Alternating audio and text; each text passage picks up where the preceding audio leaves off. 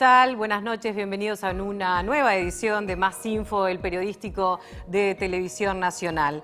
La inversión educativa prácticamente se ha duplicado en los últimos 10 años aquí en nuestro país. Sin embargo, los últimos estudios y evaluaciones han dado resultados muy magros.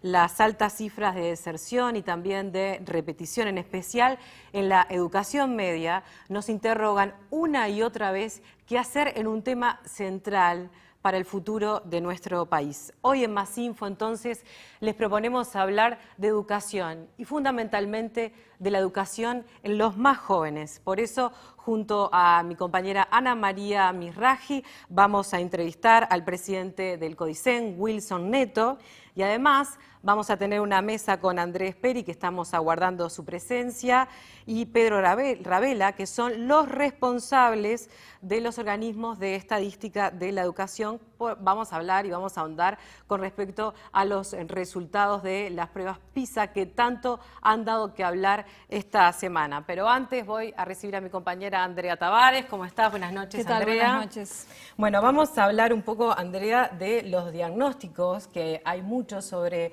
la educación. ¿Qué dicen los expertos? Sí, ha habido en estos últimos días la divulgación de datos públicos sobre educación media, datos que más allá de la lectura que puedan hacerse han generado gran impacto. En ese diagnóstico todos coinciden que lo que se está dando no son los resultados esperables, que no se está logrando retener y estimular a quienes más lo necesitan en la educación media, que son los adolescentes que viven en condiciones socioeconómicas precarias, y es a ellos donde debería estar estos resultados de las políticas de gobierno. De esos datos, el que más impactó fue que el 44%, que es de 44% la repetición a nivel de la educación media y la cantidad de adolescentes entonces que dejan los liceos. Eso fue lo que más impactó, pero vemos que tanto técnicos como docentes como sindicatos coinciden en este diagnóstico.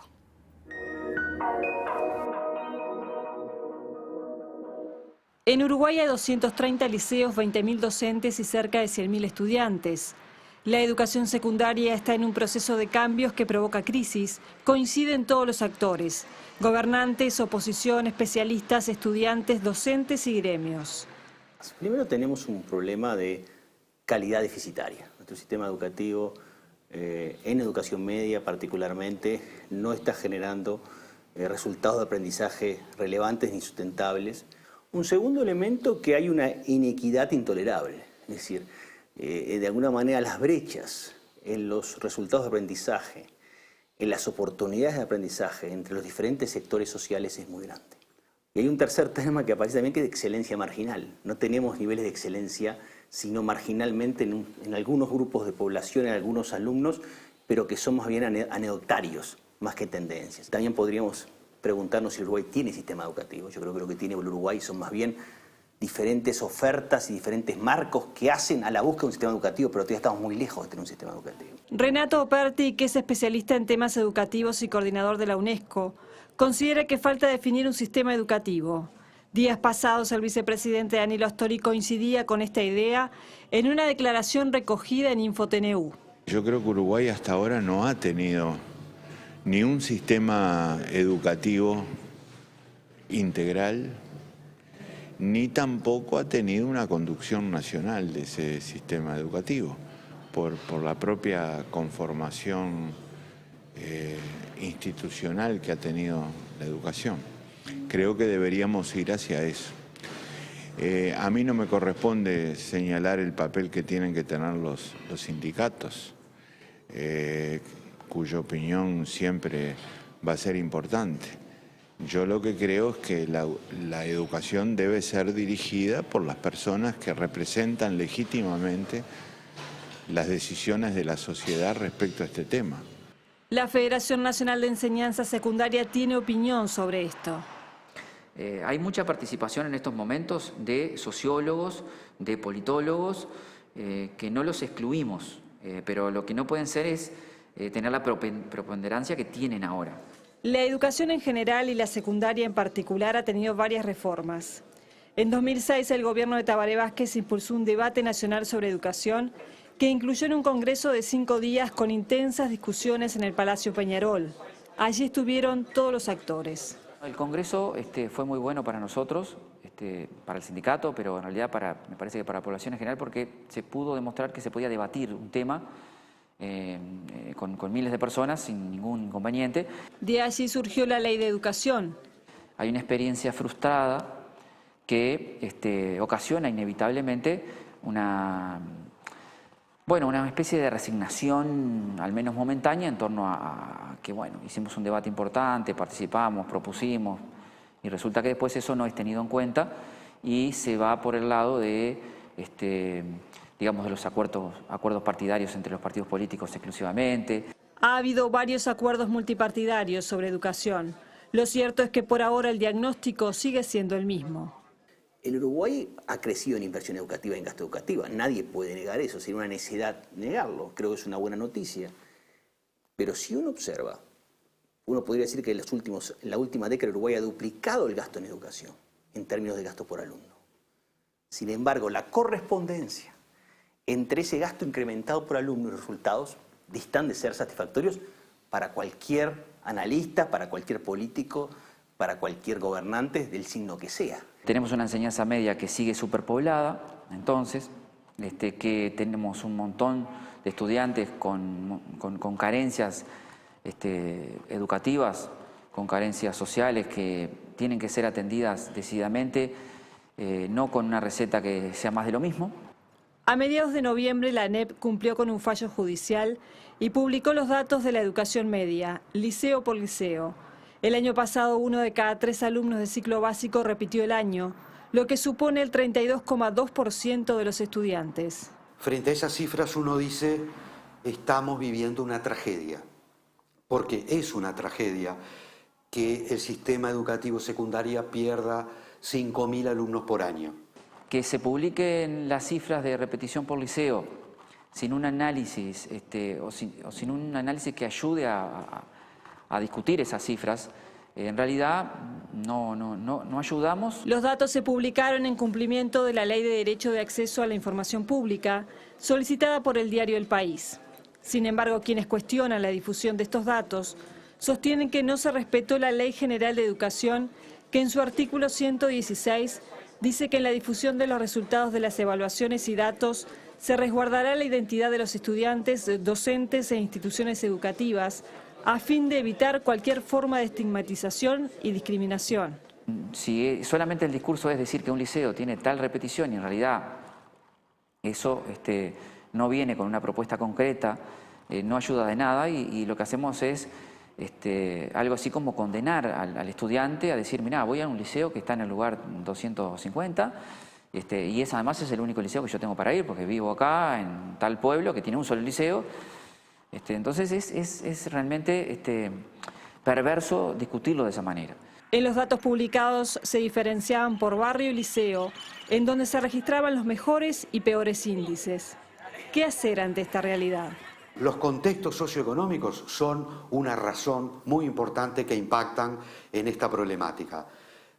Pero a la vez decimos, no hay un determinismo social inevitable, sino que la acción de los educadores puede influir en determinadas circunstancias.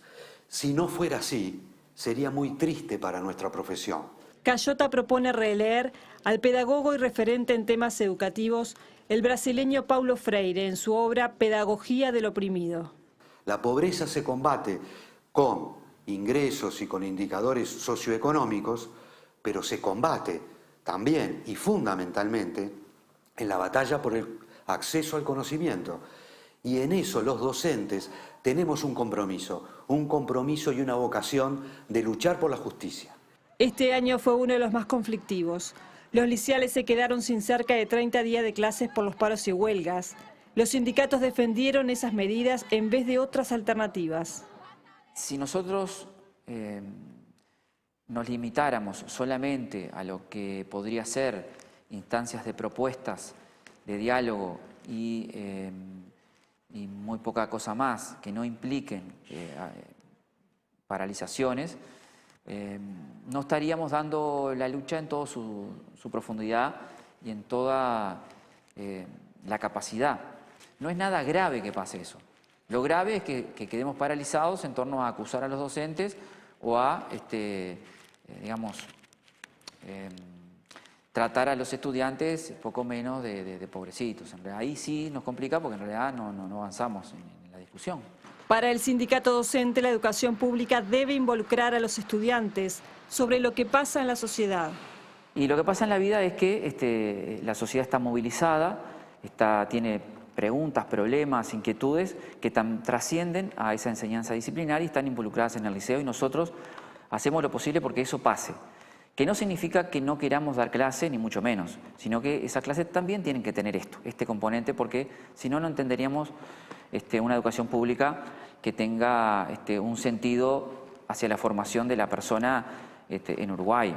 Para los especialistas, los paros y huelgas dejaron lesionada la confianza en los docentes. Jamás podemos decir nosotros no somos responsables de todo esto. Eso es desertar. En el fondo es denostar nuestra profesión. Más allá de las diferencias y los diagnósticos, Cayota sostiene que la fórmula sigue siendo apostar a los docentes.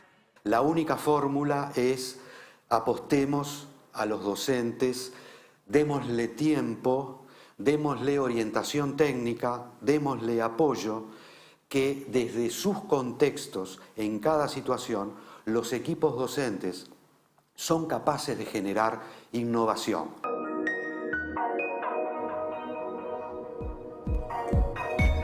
Bien, Andrea, seguramente algunos de los temas que plantea Cayota se lo vamos a trasladar a Neto, que ya está aquí en los estudios de Más Info. Hay realidades que nos hacen reflejarnos también y ver qué pasa en el exterior. Un ejemplo de Finlandia, que bueno, que los resultados PISA cayó un poco en lo que se esperaba, que es como la última referencia que se tiene. Pero también aquí hay como algunas experiencias, intentos de mejorar la propuesta educativa. Sí, decía Finlandia, en realidad técnicos uruguayos y dirigentes políticos, no solamente uruguayos, sino de distintas partes del mundo, han viajado a Finlandia a conocer el modelo educativo, un modelo que es parte de una reforma que tiene muchísimos años, pero que ha tenido resultados muy interesantes y que de alguna manera los países han buscado reflejar en su propia realidad. Pero lo cierto es que también hay modelos educativos de países emergentes, de países asiáticos principalmente, que también están cambiando un poco el paradigma de la educación. Y como decías, en Uruguay se están aplicando algunos planes que en cierta forma van buscando por lo menos algunos de esos objetivos, seguramente, como decías con Neto, vamos a estar desarrollando, y uno de ellos es el Pro Mejora. Ustedes escuchaban a Cayota y algunos de los principios del Pro Mejora que se está aplicando en algunos centros educativos, que ha tenido mucha resistencia por parte de los sindicatos, pero que tanto técnicos como docentes como estudiantes están coincidiendo de que está dando resultados positivos.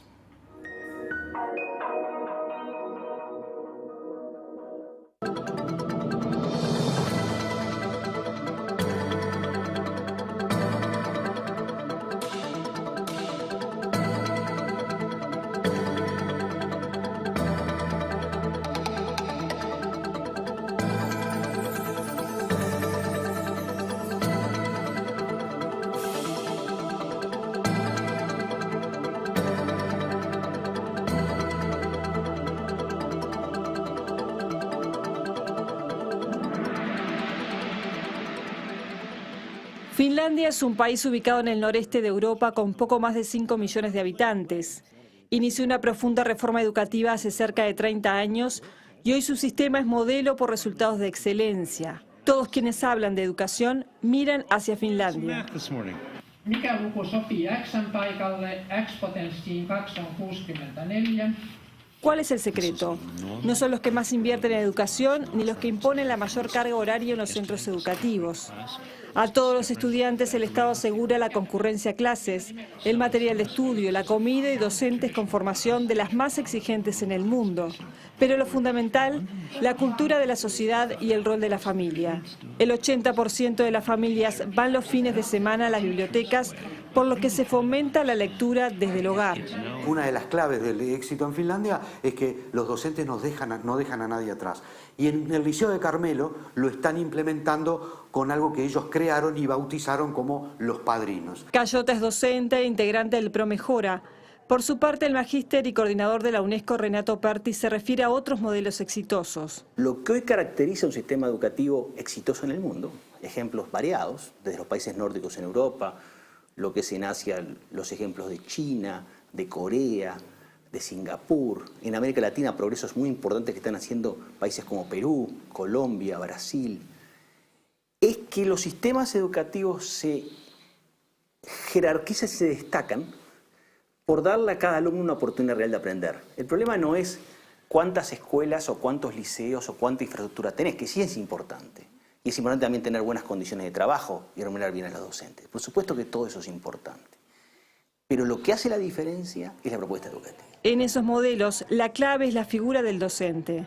En China uno de los temas que han puesto en la agenda muy fuerte es romper la relación autoritaria entre el alumno y el docente. Dentro de una tradición china muy milenaria de reverencia al docente, un poco autoritaria diríamos. Entonces, ¿cómo han hecho esto? Han hecho dándole al estudiante herramientas para que el estudiante se apropie del aprendizaje, desarrollando proyectos, vinculándola al centro educativo con la comunidad. Entonces, el docente pierde ese monopolio del saber, que hoy es cuestionable, porque el saber hoy se construye de maneras muy distintas y de formas muy diversas, para transformarse en un líder que va buscando las maneras específicas en potenciar el aprendizaje de cada alumno. Uruguay está muy lejos de esos modelos, a juzgar por los resultados. Pero, ¿cómo debería ser el sistema en Uruguay? Tiene que ser mucho más hospitalario, mucho más amable, mucho más descentralizado, dándole y devolviéndole la confianza a los docentes en sus capacidades de que pueden hacer muchas cosas y hacerlas muy bien. Reformular la educación desde ese ángulo no nos va a, digamos, a dejar de lado que hay que ir a esforzarse. Es decir, nosotros queremos que los estudiantes se esfuercen para ir y que en realidad les cueste. Porque, entre otras cosas, hay algo muy importante en el hecho educativo y es que aquello de que lo que cuesta vale en la formación. Yo aprendo, en el término profundo del término, en la medida que me cueste aprender. Si a mí no me cuesta aprender, en realidad no aprendo.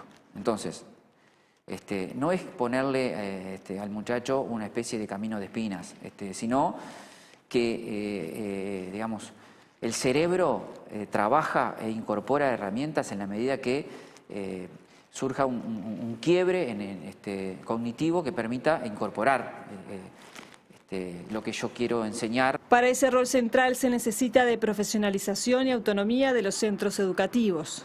Sí, autonomía para liderar aprendizajes, autonomía para desarrollar diferentes experiencias. Hoy un buen currículum no es un currículum que solamente se concentre en matemáticas y lengua.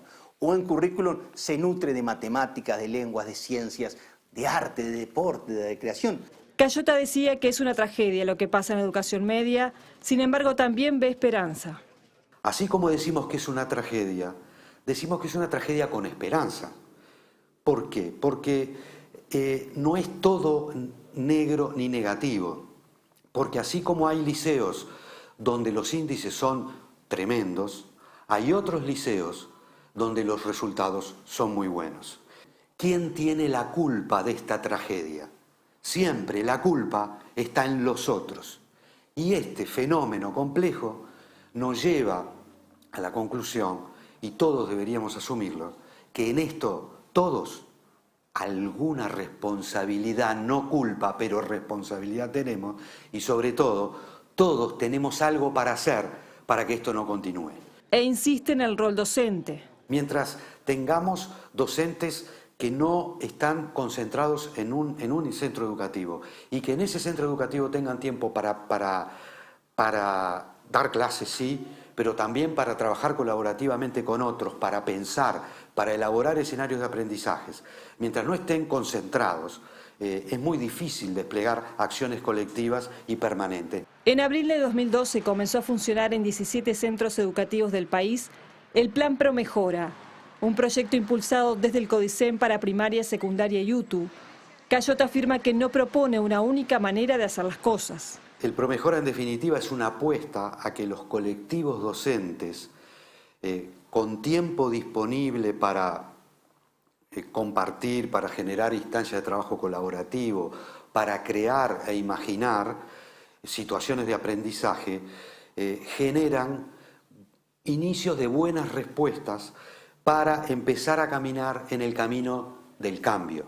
Yo creo que Promejora es una herramienta, es un instrumento que tiene determinados atributos que son importantes en términos de desarrollo de una propuesta educativa de calidad.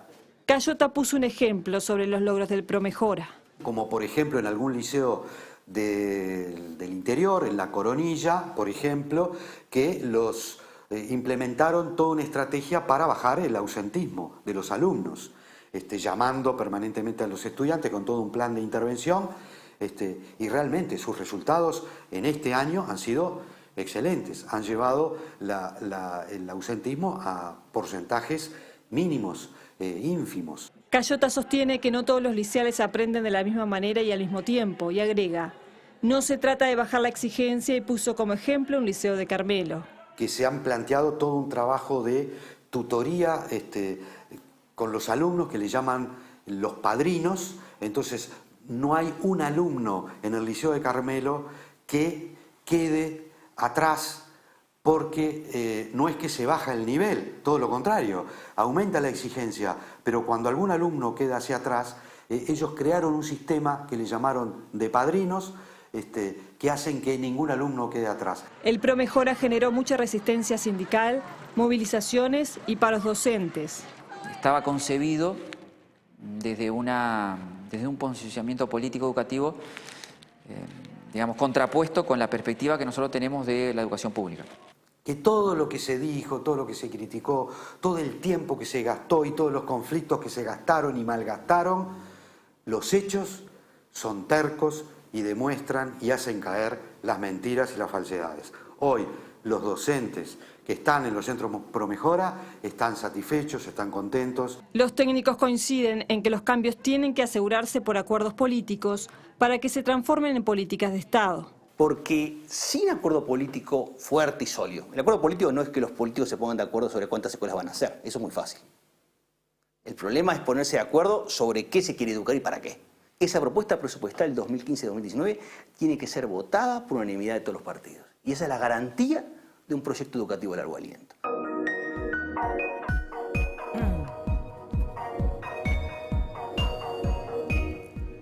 Bien, Andrea, más adelante voy a hablar contigo para hablar de otras experiencias también en la educación media. Sí, que tienen que ver con el acompañamiento a adolescentes, a chicos que salen desde la escuela y que necesitan, por su condición socioeconómica, también cierto apoyo. Vamos a estar hablando de eso en algunos minutos. Te veo en un rato.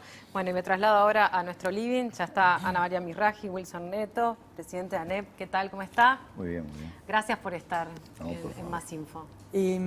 Neto, recién en el informe el profesor Pablo Cayota decía, estamos ante una tragedia, pero tenemos esperanza. ¿Usted cree efectivamente que se está ante una tragedia? Yo creo que estamos ante una dificultad severa que es de orden conceptual, ¿no? Es de orden conceptual, porque los instrumentos aparecen si las concepciones que las sociedades y particularmente la dimensión educativa se propone desarrollarlos. O sea, ¿cuál es el acumulado, digamos, que llega a que tengamos este número de niños? Porque este es un proceso, ¿verdad?, que comienza desde la niñez, pasa por un sistema educativo formal en primaria, luego transita por una educación media y ahí aparecen dificultades donde sí, no solamente son problemas de orden social, del acumulado también académico, sino también de nuevos elementos que claramente tienen que ver con el desarrollo de la juventud y la presencia en cada uno de nosotros de la adolescencia. Ahora, es cierto, el problema es severo por la magnitud y también tendríamos que ver cuáles fueron los elementos que llevaron a concepciones. Por ejemplo, unicidad de propuestas. Una misma propuesta igual para todos daba garantías igualitarias y quedaron decenas de miles de jóvenes que desde los últimos años estamos nuevamente invitando a participar, dejando claro de que los jóvenes no desertaban del sistema de educación pública, sino que desertaban de las propuestas que ofrecía el sistema de educación público bajo ciertas concepciones. Por supuesto que esta discusión creo que tenemos que seguir dándola con profundidad porque es un elemento claro que hay que revertir, ¿no? La repetición, ¿sí? La desvinculación son elementos que tenemos que revertir y hay un elemento que nuclea todo esto que es la mejora de los aprendizajes, nuevas estrategias para desarrollar aprendizajes que terminan redundando en prácticamente minimizando la repetición, ¿sí?, con propuestas educativas que también sean acordes y estimulen a los jóvenes en su participación, por tanto disminuyendo la desvinculación, y un conjunto de políticas que en este momento en el país se vienen desarrollando que permitan el acompañamiento necesario para así reforzar una idea que presentó el profesor Pablo Gallota, que yo creo que es absolutamente fundamental: eliminar el determinismo, ¿sí? Un niño pobre, ¿sí?, tiene que tener las mismas oportunidades de aprendizaje que un niño que nace en un hogar con otras posibilidades. Y muchos informes a lo largo del tiempo han mostrado la debilidad que tienen el proceso de aprendizaje de nuestros jóvenes en función de su nivel sociocultural. Bueno, elemento que a veces nos confunde y pretendería analizarse con otra mirada, corrigiendo esta situación de nivel sociocultural para de esa manera solucionar los problemas que son de orden de organización, son de gestión, pero también son de orden pedagógico, ¿no? O sea, el no pensar que un niño pobre está limitado y determinadas escasas oportunidades es un elemento básico para comenzar esta discusión. Usted va en la misma línea de pensamiento que planteaba el presidente José Mujica ayer, sobre la contención necesaria que necesitan los alumnos en los hogares. Es que en realidad este es un conjunto de situaciones que llevan a determinados estados y posibilidades que nos permiten en un ámbito particular hacer el mejor uso o aprovecharlo de la mejor manera. La asistencia irregular de muchos niños, luego también la asistencia irregular de adolescentes, no favorece ese proceso. Tiene que haber un acompañamiento, no solamente desde el punto de vista social, claramente, sino también desde el punto de vista educativo. Veíamos, por ejemplo, el análisis de Finlandia. Finlandia, hasta los 16 años, la mitad de los jóvenes son acompañados, la mitad de los jóvenes. Entonces también hay un proceso de aprendizaje, ¿sí?, de nuestra parte, cuál es el perfil adecuado, cuál es el tipo y la forma de acompañamiento que permite que de alguna manera acompañar a los jóvenes en ese proceso. En algo que creo que, si ustedes me permiten, debe ser claro: el Uruguay no tiene dos instituciones públicas, una que escolariza y otra que acompaña el desarrollo emocional y hasta biológico de los jóvenes. Y la atención, a mi entender, está ahí, tiene una sola, que tiene que resolver esa situación y por tanto también evaluar elementos, por ejemplo, como la repetición, y luego qué estrategias diferenciadas se tiene para los jóvenes que, detectado, ¿sí?, previamente un fracaso, bueno, ¿qué acciones desatamos para evitarlo? Ese acompañamiento también tiene que estar dado y bueno, y en ese sentido sí son varias disciplinas que tienen que juntarse para poder encontrar los perfiles adecuados en ese proceso, ¿no? Bien. Neto, les proponemos, señora María, les propongo una pausa y ya volvemos.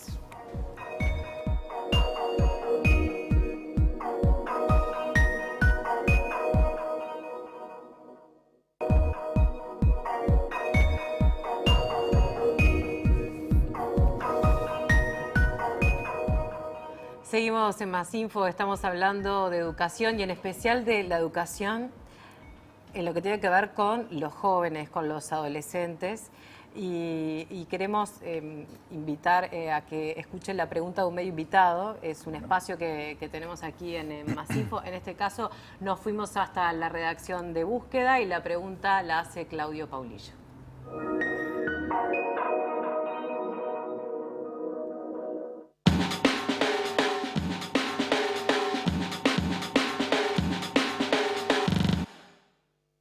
Estimado profesor Neto, yo fui a la escuela pública, fui al liceo público, fui toda mi juventud a la educación pública. Digamos, pude tener la experiencia de vivir la movilidad social que implicaba la educación pública en los tiempos en que yo iba, que no son tantos años atrás tampoco. Eso ya no parece estar existiendo en el país. Hay más plata que nunca invertida por el Estado para la educación pública, pero los resultados son bastante decepcionantes.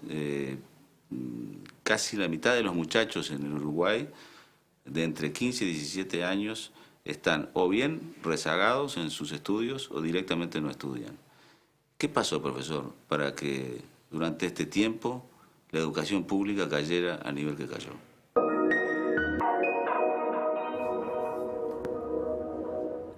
Adelante, Neto. Bueno, es una pregunta que da para mucho su respuesta. En realidad pueden haber distintas visiones, ¿no? Yo hacía referencia a algunas concepciones de unicidad de propuestas ante la diversidad de situaciones que vive nuestra sociedad.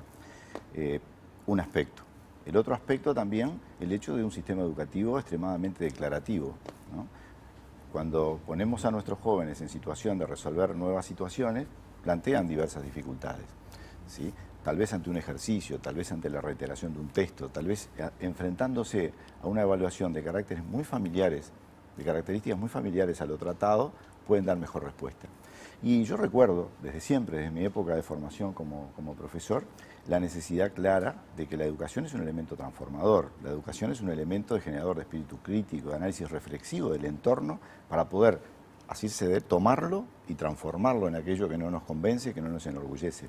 Bueno, y entonces tenemos que recuperar tal vez ese camino, ¿no? Tal vez nuestra educación tendría que tener intencionalmente espacios de integración del conocimiento, intencionalmente espacios en sus currículas de trabajos en base a resolución de problemas, trabajo en base a proyectos que muestren, que pongan a nuestros jóvenes en una actividad, en una actitud y en una actividad de co-construcción del conocimiento y no meramente en un agente pasivo que luego da cuenta, insisto, en forma declarativa de aquello que ha recibido. Ese tal vez puede ser un elemento. Hay muchos argumentos también que tienen que ver con la situación sociocultural de las familias, que incide. Hay un deterioro muy profundo en nuestro país en décadas anteriores que también ha provocado este deterioro y tal vez en evaluaciones, instrumentos aplicados que no han tenido la certeza adecuada para dar respuesta a estos problemas. Yo coincido con Pablillo en el hecho de que la educación pública tiene que lograr recuperar su función en la sociedad, que es el gran motor, sí, de movilidad social.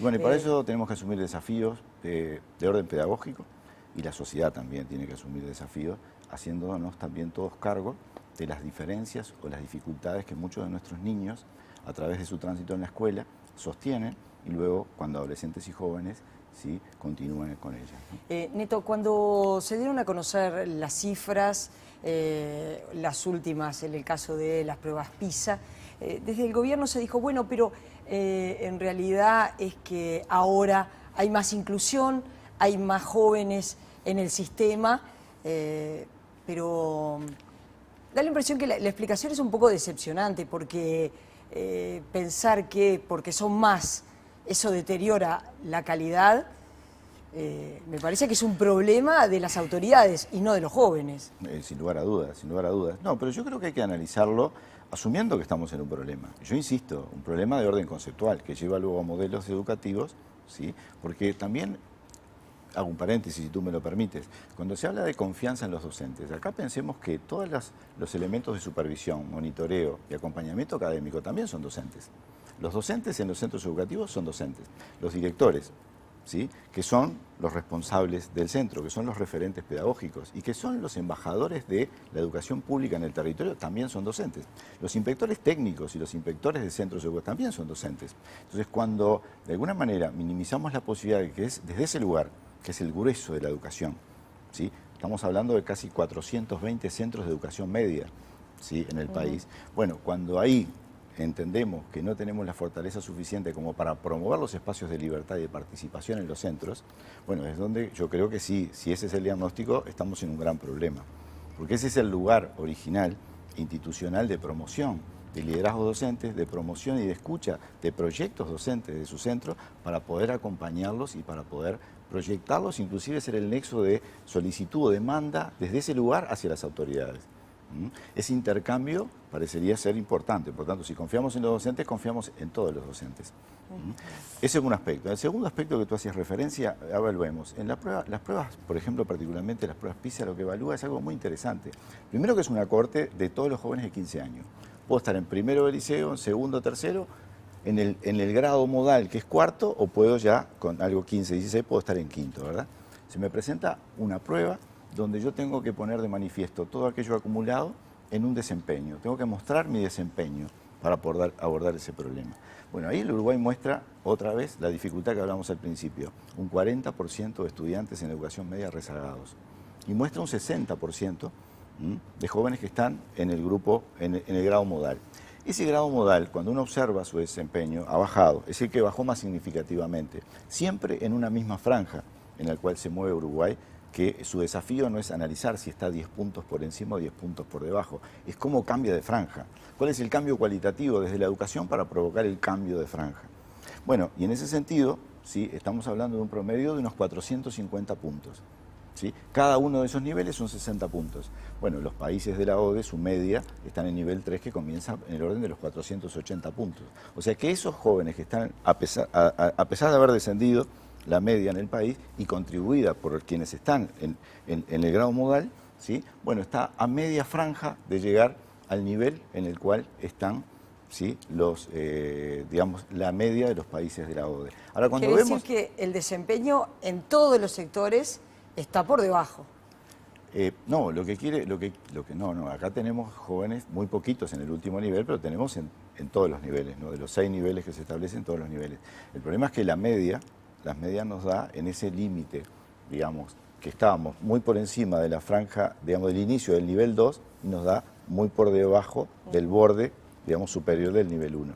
Ahora, la situación está, ¿qué pasa con ese otro 40%?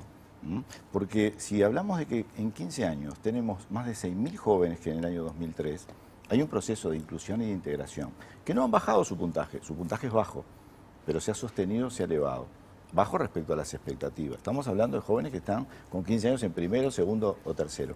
Y desde el punto de vista del dinero, digo, esta inclusión de jóvenes al Estado, digamos, a la administración, al Estado, a la sociedad, ha invertido para incluirlos solo en esta edad, ¿sí?, del orden de los 10 millones de dólares.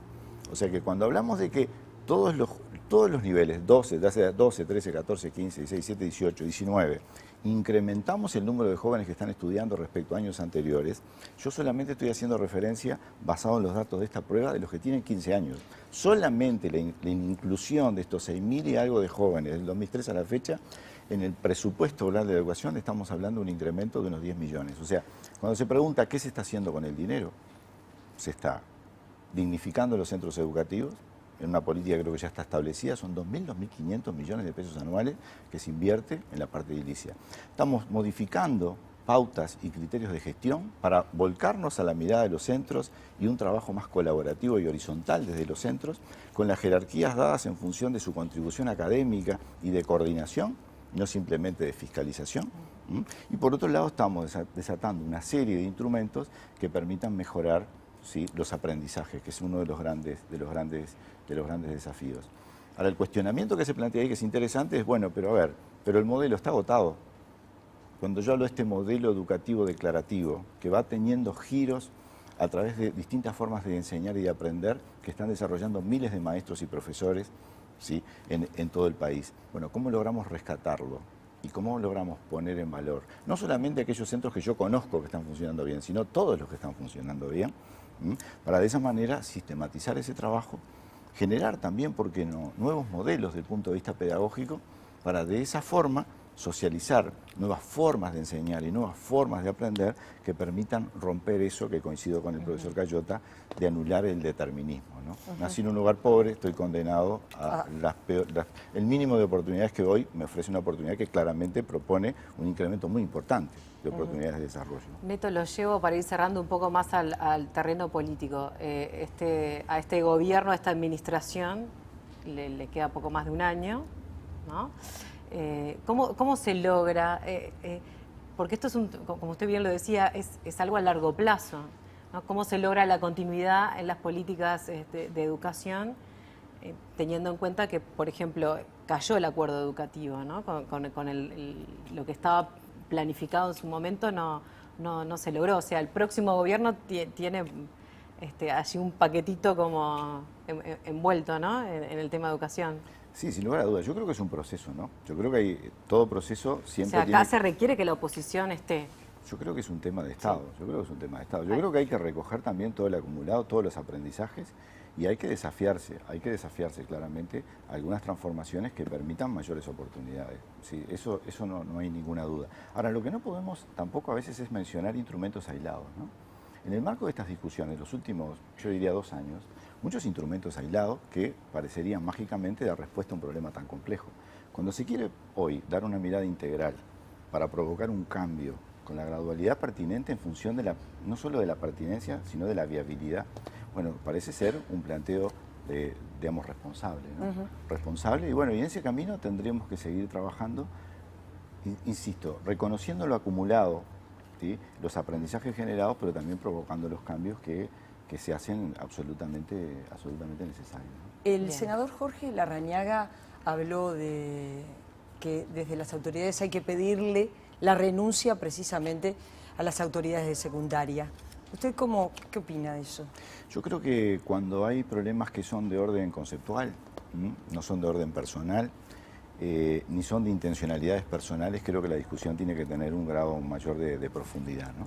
De profundidad, porque en definitiva tenemos que discutir concepciones de educación que llevan a creer que determinados formatos de organización del conocimiento es el más adecuado para una educación integral hoy.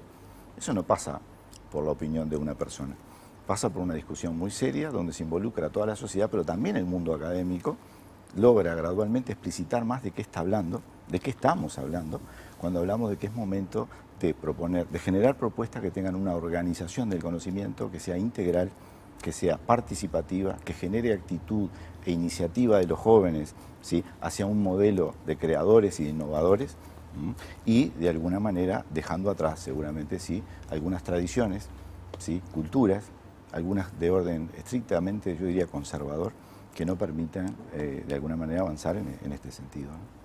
Bien, Neto, muchas gracias por su tiempo. Gracias por estar en Televisión Nacional. Por favor, un gusto.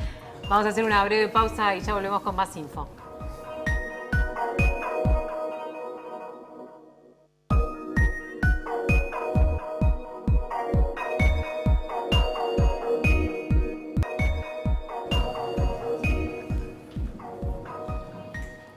Bien, seguimos en Más Info. Andrea, vamos a hablar ahora de algunos de los programas que se están implementando para mejorar los niveles educativos y los resultados en los jóvenes. Sí, estábamos viendo durante el programa ese quiebre que existe entre la escuela y el liceo a nivel público, qué es lo que ocurre, por qué hay una deserción tan importante.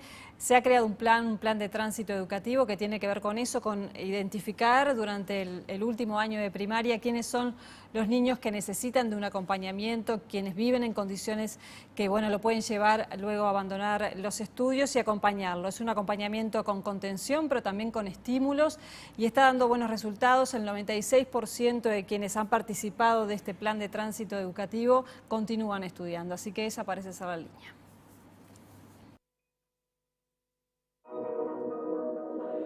El plan de tránsito entre ciclos educativos que implementó la ANEP es una herramienta para lograr que los estudiantes al salir de la escuela puedan tener un acompañamiento al ingresar al liceo. El primer año de aplicación, en 2012, alcanzó a 6.000 adolescentes. El 96% de ellos continuó estudiando. Juan Pablo García es uno de los docentes comunitarios que trabaja en este programa en la ciudad de Toledo, en Canelones. Tránsito educativo lo que busca es no culpabilizar ni a los chiquilines ni a las familias solamente, o sea, se trata de cambiar un poco la realidad de todos los involucrados, y en eso las escuelas también tienen que ver, porque el fracaso, si bien está en primero de secundaria, hay una historia de un niño que pasó 6 años por una escuela y llega a secundaria y no se puede insertar. El plan supone un acompañamiento personalizado de los alumnos que terminaron la escuela y que viven en situaciones socioeconómicas que los expone a la posibilidad de abandonar los estudios. El plan Tránsito entre Ciclos Educativos es un plan que está pensado para el pasaje de los chiquilines de las escuelas al liceo, y los objetivos que tiene el plan son 3 básicamente. Uno es la inscripción de todos los egresados en la educación media, otro es el sostenimiento, que no se caigan, que sigan en el sistema, y otros son los aprendizajes, ¿no? El tercero sería el más difícil de lograr. El plan está compuesto por 3 fases. En la primera, de agosto a diciembre, se identifica a los alumnos. En la segunda, en el mes de febrero, se realizan actividades didácticas y socio-recreativas con esos alumnos. Y en la tercera, de marzo a diciembre, se apunta a la inserción de esos adolescentes en los centros de educación media. Y ahí tenemos que conocer bien la historia familiar de ese chiquilín, bien las características de ese chiquilín, y generar una empatía, un vínculo con ese otro para que él también te considere un referente del liceo. Catherine tiene 14 años y acaba de cursar primer año en el Liceo número 1 de Toledo. Ella fue parte de Tránsito Educativo y dice que le ayudó en su principal dificultad académica, matemáticas. Juan Pablo fue a la escuela y nos presentó y dijo que era para ayudarnos y que algunos elegían para que vayan los que tenían esa dificultad en la escuela. Ella dice que cuando sea más grande quiere ser técnica forense y ahora se anima a recomendarle a otros que se integren a este programa. Que es algo único, que es para ayudarlo, y que lo que necesiten ellos le van a dar.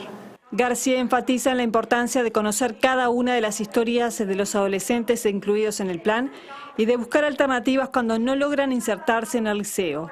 Por ejemplo, recurrir a la oferta de UTU. Inscribirlos cuesta mucho, que todos se inscriban, ¿no? Que permanezcan también cuesta mucho. Nosotros en el año no contamos las intervenciones, pero son cientos de intervenciones tratando de que los chiquilines sigan adelante, ¿no?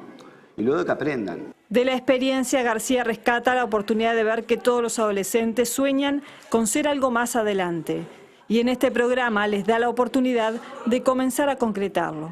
Nosotros una de las preguntas que le hacíamos a los chiquilines cuando vamos a las escuelas es ¿qué sueñan ser? ¿No? No hay un chiquilín que no te diga yo sueño ser tal cosa, ¿no? No hay un chiquilín que nos haya dicho no, yo no quiero estudiar. Capaz te lo dicen como mecanismo de defensa, como una excusa, pero ninguno te lo dice en serio.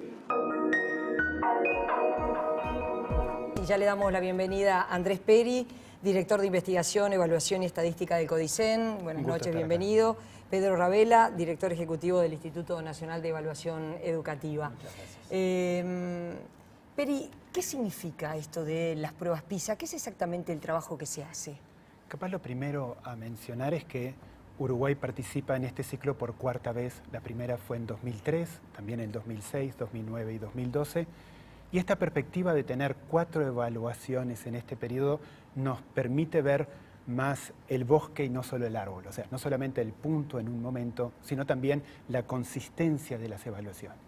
Entonces, viendo desde esa perspectiva, la primera cuestión es lo bueno de tener una evaluación que permite comparar en el tiempo aprendizajes y lo importante mencionar es que PISA es una evaluación de una cohorte de estudiantes, no de un grado. Quiere decir de que evalúa a los de 15 años independiente en el grado en que están. ¿Y qué es lo que pasa en Uruguay? Que tenemos una alta repetición de que a los 15 años encontramos mayoritariamente a los estudiantes en cuarto año, que es el grado modal, muy poquitos en quinto, pero encontramos una proporción grande en tercero, una proporción significativa en segundo y una proporción significativa en primero de educación media.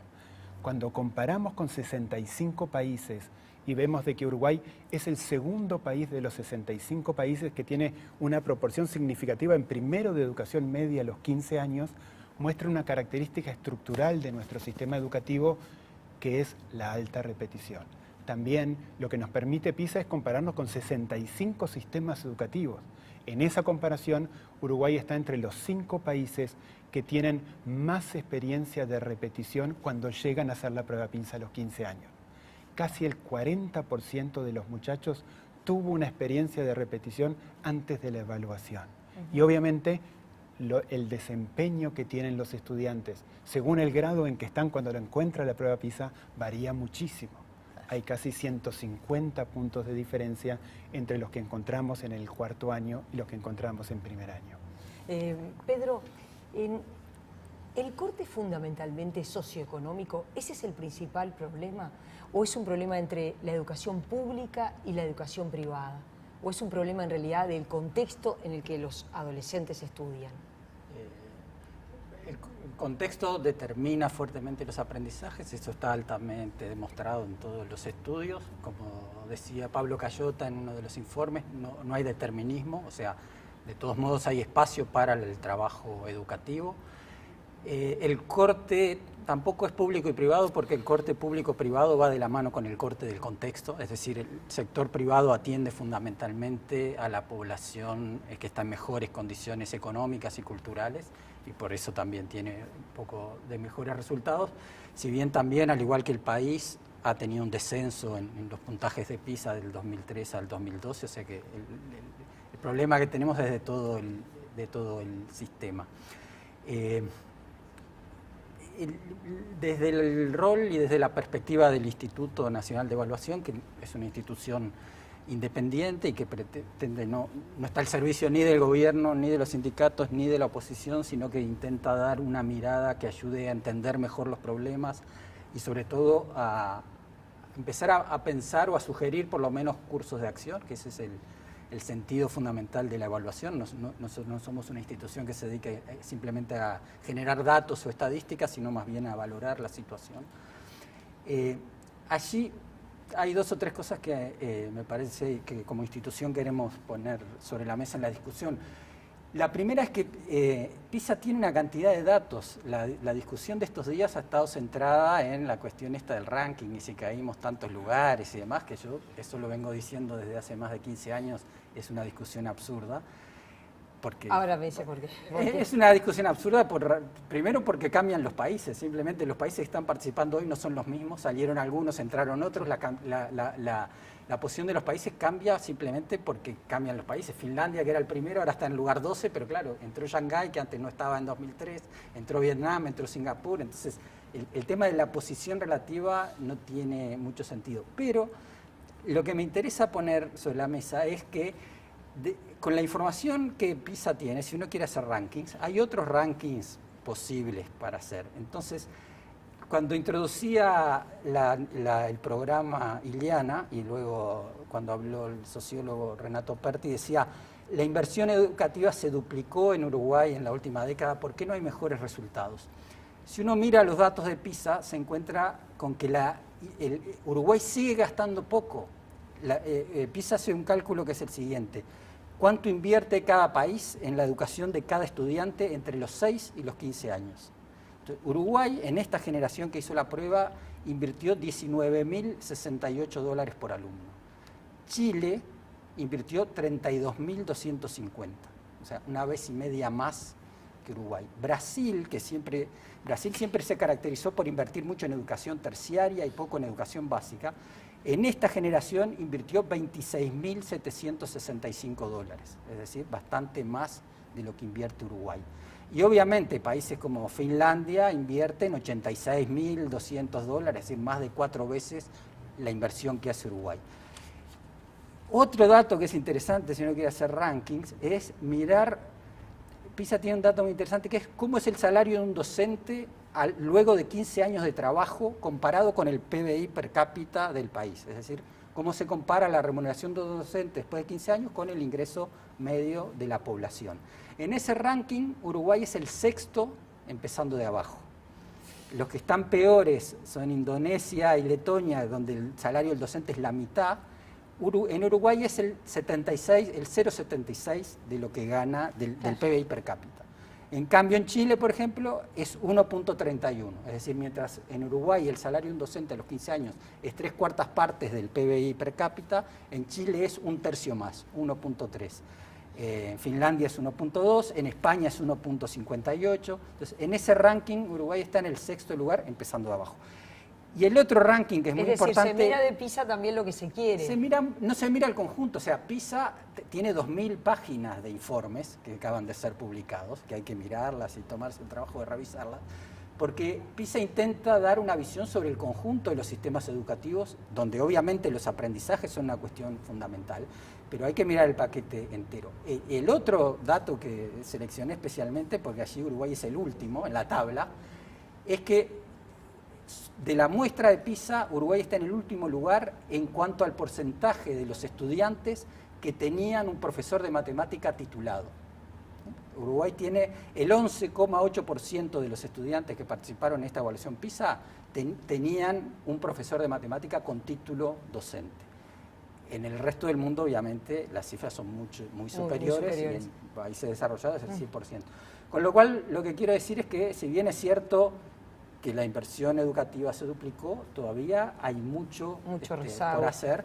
Y en todo caso, ahora después me gustaría, porque PISA no solo plantea datos, sino que plantea pistas de acción, y yo tengo una pequeña selección de como de 7 grandes pistas que creo que son relevantes para pensar, no las puedo hacer en titulares, pero para pensar la discusión de política para adelante. Respecto a estos datos de PISA, ¿cómo los procesa en el sentido de, ¿está de acuerdo Uruguay en cómo se hacen las pruebas PISA? A ver, la primera cuestión a considerar es que Uruguay en su momento hizo un análisis del marco de evaluación de PISA, de qué se proponía evaluar, y consideró valioso los marcos sobre los cuales parte. La primera cuestión es coincidimos con PISA, con su visión sobre digamos, cómo evaluar la competencia matemática, por ejemplo. Coincidimos con PISA en cómo evaluar la competencia científica. Y son esos marcos los que nos parecen valiosos, que después terminan en actividades de evaluación que tienen una particularidad. No son conocimiento disciplinario, sino es qué puede hacer un estudiante con lo que aprendió en situaciones concretas de la vida. Y ese enfoque nos parece muy atractivo y es desafiante para un contexto como el nuestro, en donde cuando hicimos el análisis y los contenidos que evalúa PISA están en nuestros programas, encontramos que mayoritariamente sí están en nuestros programas, pero que este enfoque de usar el conocimiento en acción todavía no es prevalente en nuestro sistema educativo. 7 títulos. 7 títulos. Títulos tomados del informe de PISA, no son inventos ni de Pedro Ravela ni del INED. Primero, la asignación de recursos entre centros educativos está asociada con la equidad y el modo en que los recursos son asignados es tan importante como el monto. Ahí hay un tema clave que es el tema gestión, cómo distribuimos y cómo asignamos a los docentes los recursos para los centros y cómo generamos igualdad de oportunidades en todos los centros educativos. Segundo, los estudiantes cuyos padres tienen altas expectativas para ellos tienden a ser más perseverantes y a estar más intrínsecamente motivados.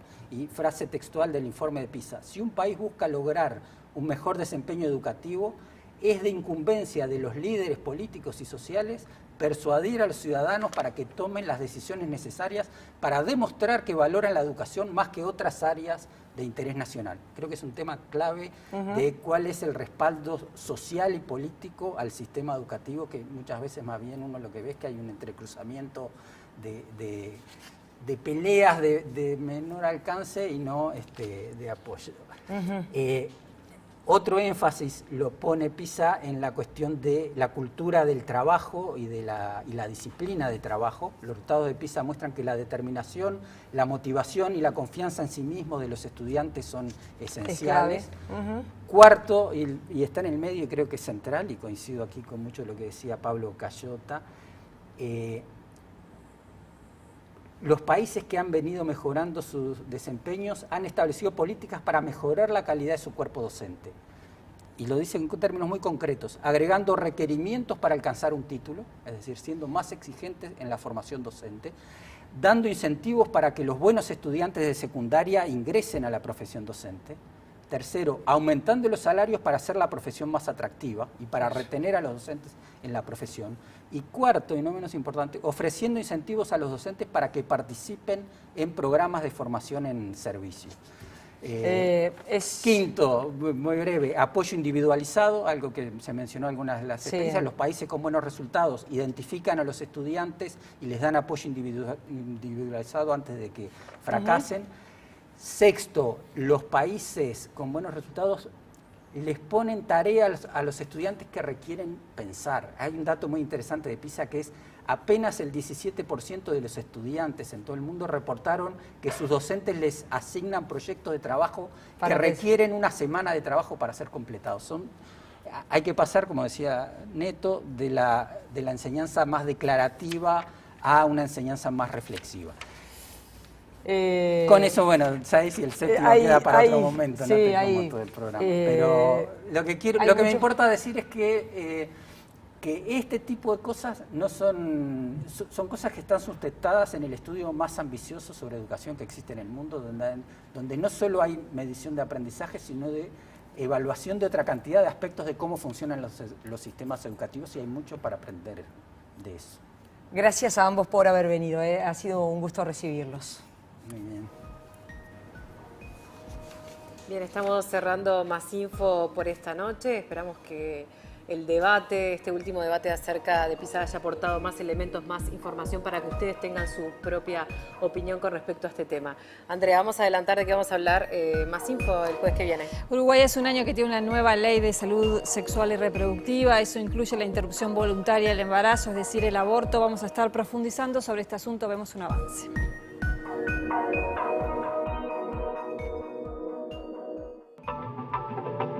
En la región, yo diría que en el mundo Uruguay es uno de los países pioneros en ampliación de los derechos sexuales y reproductivos, hasta ante los servicios, ¿no? Una concepción de derechos es muy crítica para definir cómo se estructuran los servicios. Desde ya hace varios años, con la primera ley de salud sexual reproductiva, los avances son muy significativos. Con el complemento de la ley de la despenalización de la interrupción voluntaria del embarazo, se consolidaron más de los derechos.